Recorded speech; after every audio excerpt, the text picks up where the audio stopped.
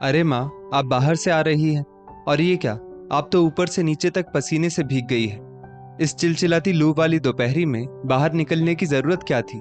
आइए, आप यहाँ बैठिए। मानव अपनी माँ सुनीला जी से कहता है। सुनीला जी के मुंह से आवाज नहीं निकल रही थी। उन्होंने एक पॉलिथीन मानव को देते हुए कहा, बेटा, बहू से कह दो मैं नींबू ले आई हूं। मेरे लाल, मुझे पानी पिला दे, वरना ऐसा ना हो कि तेरी माँ के प्राण निकल जाए। कहते कहते सुनीला जी की सांस उखड़ने लगी।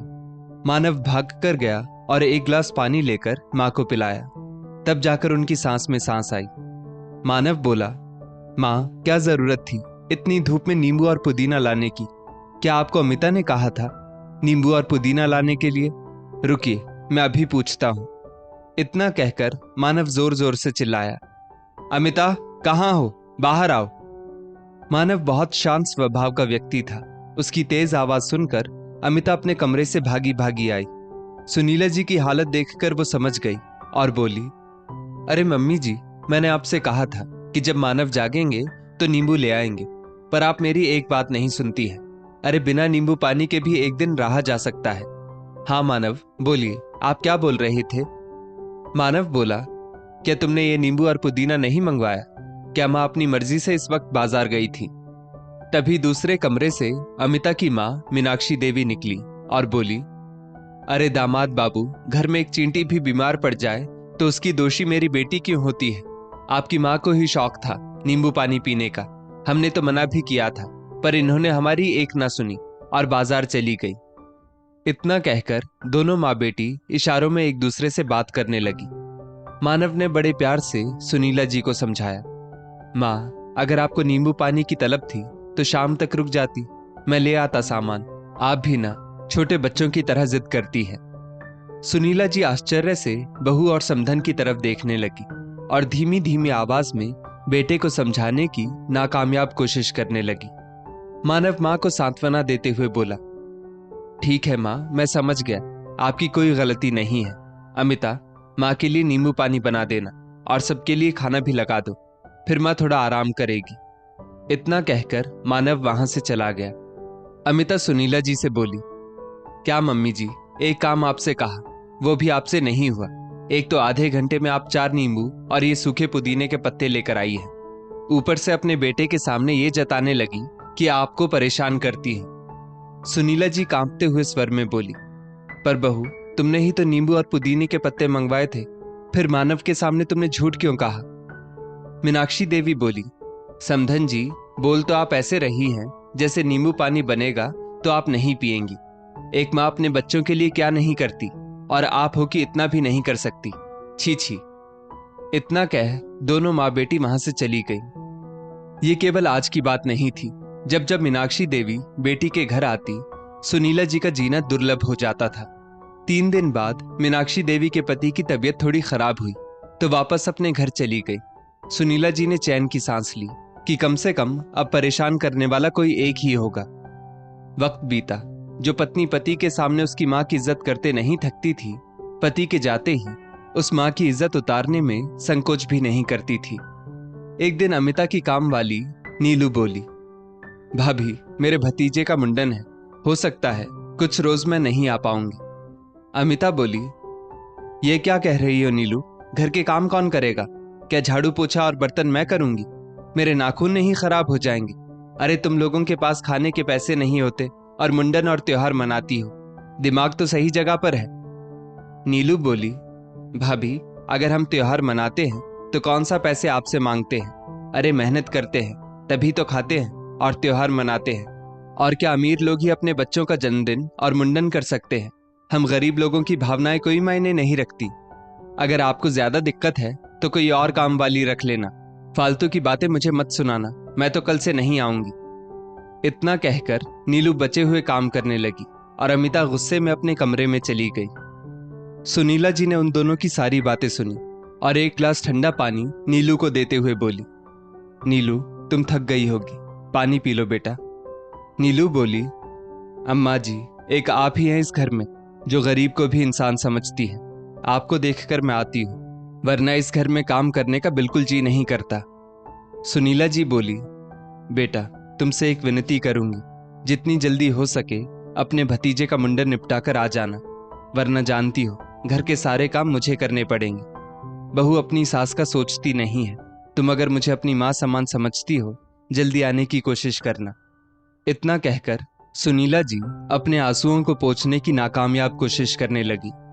नीलू उन्हें देखकर सोचने लगी, हे ईश्वर, क्यों ऐसी जिंदगी देते हो जहां पैसे कमाने वाले बच्चे तो होते हैं पर माँ की कद्र करने वाली बहू नहीं होती है। जिसके पास सास नहीं होती है वो सास के लिए रोती है, और जिसके घर में सास है वो उनकी इज्जत नहीं करती। ना जाने इस धरती का बोझ कब तक बढ़ता रहेगा। फिर वो दूसरे घर काम करने चली गई। अगले दिन सुबह सुनीला जी अपने वक्त पर जग गई। फिर स्नान व ध्यान करके भगवान को अगरबत्ती दिखाकर बाहर बरामदे में आकर बैठ गई। बेटा जब उठा तो बोला, माँ इतनी जल्दी जग गई? एक तुम हो, एक तुम्हारी बहू है। चलो ठीक है, मैं सैर करके आता हूं। मानव के निकलते ही अमिता आई और बोली, मम्मी जी आप यहाँ बैठी हैं, आपको पता है ना नीलू नहीं आएगी। फटाफट इनके नाश्ते की तैयारी कीजिए, तब तक मैं बबलू को जगाती हूँ। याद रखिएगा 3-4 दिन थोड़ी मेहनत करनी पड़ेगी। बैठे बैठे खाकर आपके शरीर पर जो चर्बी चढ़ गई है वो भी सही हो जाएगी। अब चलिए भी, मेरा मुंह क्या देख रही है? इनके आने से पहले सारी तैयारी हो जानी चाहिए। इतना कहकर वो अपने कमरे में चली गई। बेचारी सुनीला जी, अब तो उनकी कमर भी टेढ़ी हो गई थी। फिर भी अपने बेटे के लिए जैसे तैसे उन्होंने नाश्ते की तैयारी की। करीब 1-1.5 घंटे बाद अमिता जल्दी जल्दी रसोई में आई और एकाएक बोली, मम्मी जी बचा हुआ काम मैं कर लूंगी, जाइए आप थोड़ी देर पंखे में बैठिए। सुनीला जी को आश्चर्य हुआ कि आखिर बहू उन्हें आराम करने को कैसे बोल रही है। जैसे ही वो रसोई से निकली, उन्होंने देखा मानव बाहर से आ रहा था। वो सब समझ गई कि इसी कारण बहू ने उन्हें रसोई से बाहर भेज दिया। पत्नी को रसोई में काम करते देख मानव बोला, क्या बात है, आज तो तुम रसोई में लगी हो? अमिता बोली, 4 दिन तक नीलू नहीं आएगी, मेरी तो हालत खराब हो रही है। नाश्ता तैयार कर दिया है, आप फटाफट तैयार हो जाइए। और हाँ, मुझे फुर्सत नहीं मिलेगी। ऑफिस जाते समय बबलू को स्कूल छोड़ते जाइएगा। और कोई तो मदद करता नहीं, कम से कम आप ही कर दीजिए। मानव ने हाँ में सिर हिलाया और चला गया। 2 दिन तक छुपन छुपाई वाला खेल चलता रहा, पर सच्चाई कब तक छुपी रहती है? एक ना एक दिन वो बाहर आ ही जाती है। अमिता ने अपनी कुछ सहेलियों को घर पर चाय नाश्ते के लिए बुलाया और सुनीला जी से बोली, मम्मी जी पनीर के पकौड़े, चाय और हलवा बना दीजिए, और थोड़ा ज्यादा बनाइएगा ताकि रात में ये भी आकर खा लें। सुनीला जी बोली, बहू मेरी तबीयत ठीक नहीं लग रही है, मैं नहीं कर पाऊंगी। 2 दिन बाद नीलू आ जाए तब तुम अपनी सहेलियों को बुला लेना। अमिता ने कहा, मम्मी जी ये कैसी बातें कर रही हैं? मैं सबको न्योता दे चुकी हूँ, और आपको पता है उनमें से एक आपके बेटे के बॉस की पत्नी है। अगर वो नाराज हो गई तो आपके बेटे को नौकरी से निकलवा देगी। ये बात सुनते ही सुनीला जी चौकन्नी हो गई और बोली, ठीक है बहू, मैं कर दूंगी, पर पता नहीं मेरी तबीयत ठीक नहीं लग रही है। अमिता निर्दयता से बोली, अरे कुछ नहीं होगा आपको, आप काम कीजिए। इतना कहकर वो चली गई। इधर इन सब की खबर अमिता ने अपनी माँ को हंसते हुए दी और उन्हें भी आने का न्योता दे दिया। मीनाक्षी जी बोली, सही क्या, करने दे उस बुढ़िया को काम, और देखना अगर वो इसी तरह काम करती रही तो मैं तो कहती हूँ नीलू को काम से निकाल देना। अरे इनसे काम लो, कम से कम तुम्हारे पार्लर का खर्चा तो बच जाएगा। इतना कहकर दोनों माँ बेटी फोन पर हंसने लगी। सुनीला जी काम कर रही थी और बार बार पानी पी रही थी। उनकी तबीयत ठीक नहीं लग रही थी। अमिता की सभी सहेलियां आ गई। अमिता ने अंदर से ही आवाज लगाई, नाश्ता बन गया है तो बाहर ले आओ। बेचारी सुनीला जी ने एक एक करके सारा नाश्ता टेबल पर लगाया तो अमिता की एक नई सहेली बोली, अरे अमिता, क्यों इतनी बूढ़ी कामवाली को रखा है? कोई जवान रख लो जो फुर्ती से काम कर सके। ये बात सुनकर सभी सहेलियां हंसने लगी। सुनीला जी अपनी बहू का मुंह ताकने लगी। अमिता बोली, अरे आजकल अच्छी कामवाली मिलती कहाँ है, और ये कैसी बातें कर रही हो? ये कोई कामवाली नहीं, मेरी सास है। ये सुन दूसरी सहेली हंसकर बोली, तो फिर सास ही बदल दो। इतना कहकर वो सब हंसने लगी, पर किसी ने ध्यान नहीं दिया कि दरवाजे पर मानव खड़ा था।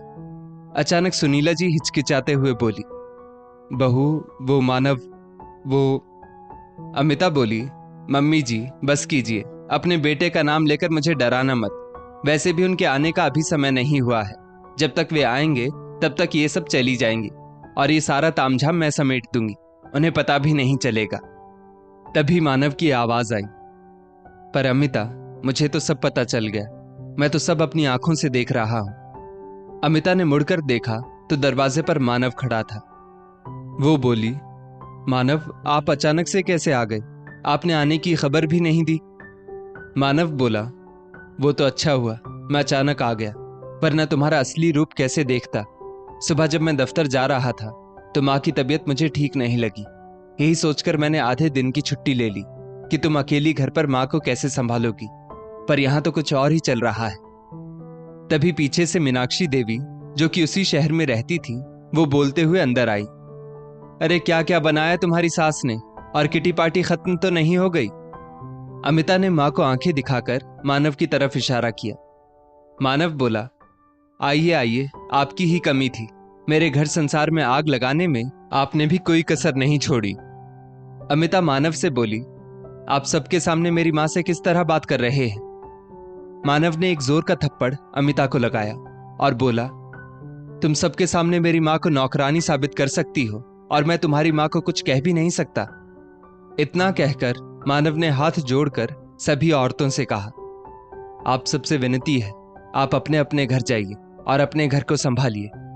सभी औरतें मुंह बनाकर वहां से चली गई। सुनीला जी मानव का हाथ पकड़कर बोली, बेटा पत्नी पर हाथ नहीं उठाना चाहिए। मानव रोते हुए अपनी मां के पैरों में पड़ गया और बोला, मां मैं जानता हूं आपने मुझे ऐसे संस्कार नहीं दिए, पर इस औरत ने मुझे ये करने पर मजबूर किया, मुझे माफ कर दीजिए। मीनाक्षी देवी बोली, वाह समधन जी, पहले बेटे को भड़काती हो और फिर उसे रोकती हो। मानव अपनी सास की तरफ लपका और बोला, आप अपना मुंह बंद कीजिए, वरना मैं भूल जाऊंगा कि आप मेरी मां की उम्र की हैं। अरे अपना घर तो संभाल नहीं सकी, मेरे घर को भी आप बर्बाद कर रही है। आप अगर इतनी ही अच्छी होती तो आपके बेटा बहू आपको छोड़कर दूसरे घर में नहीं रहते। कुछ तो शर्म कीजिए। माँ अपनी बेटी का घर बसाती है और आप हैं कि बस उसे उजाड़ने में लगी रहती है। अब मैं समझा, मेरी माँ को उस दिन नींबू के लिए भरी दोपहरी में आप दोनों माँ बेटी ने ही भेजा था। माँ मुझे माफ कर दो, मैं उस दिन आपकी बातों को समझ ना सका। अमिता बोली, तो क्या वो सिर्फ बैठकर खाएंगी? 2-4 दिन काम कर लेने से आपकी माँ मर नहीं जाएगी।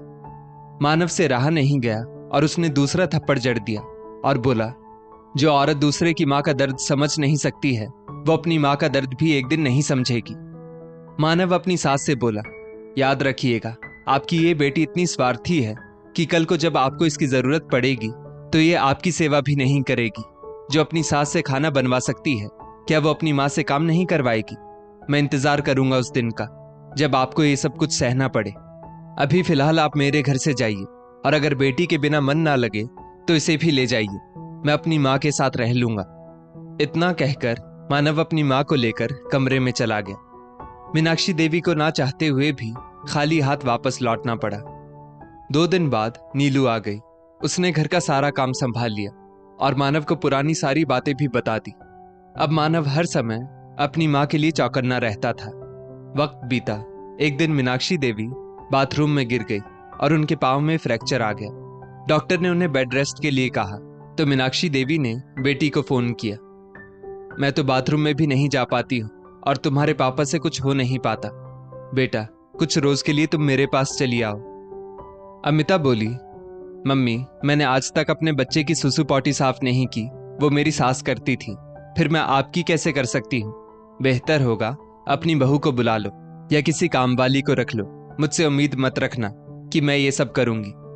मीनाक्षी देवी बोली, हे भगवान, सही कहा था दामाद जी ने, तुम बहुत स्वार्थी हो।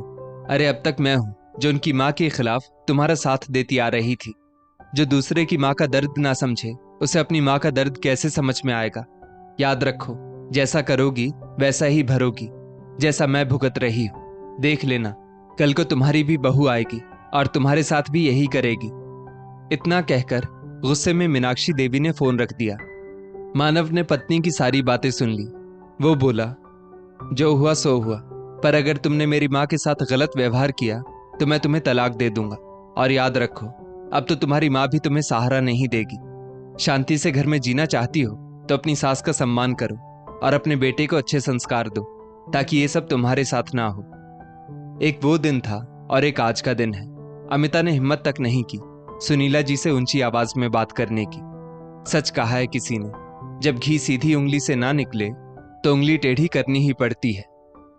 दोस्तों, जब बेटा लायक होता है तो बहू कितनी भी बुरी हो वो सब संभाल लेता है। जिसे अपनी माँ के दर्द का एहसास होता है वही दूसरे की माँ के दर्द को समझ पाता है। इस स्टोरी को लेकर आपकी क्या राय है, नीचे कमेंट करके जरूर बताइएगा। और ऐसी ही और भी बेहतरीन वीडियोस के लिए हमारा पेज जरूर फॉलो करें।